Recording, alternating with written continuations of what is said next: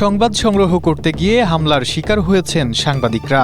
অভিযোগ উঠেছে, স্থানীয় শীর্ষ মাদক ব্যবসায়ী শামীম ও তার সহযোগীরা এই হামলা চালিয়েছেন। শুক্রবার বিকেলে ঢাকার সাভারের রাজাসন এলাকায় এই ঘটনা ঘটে।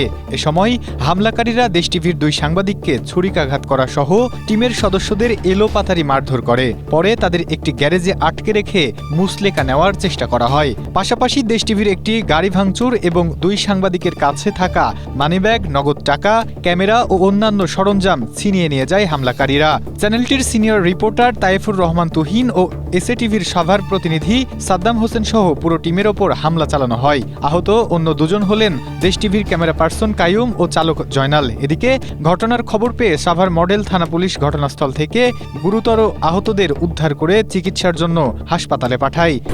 স্ট্রবেরি সুপার ডটেড ও ক্লাসিক ভ্যারিয়েন্ট সেন্সেশন জাগুক শিহরণ। এছাড়া এই ঘটনায় জড়িত 4 জনকে আটক করা হয়েছে।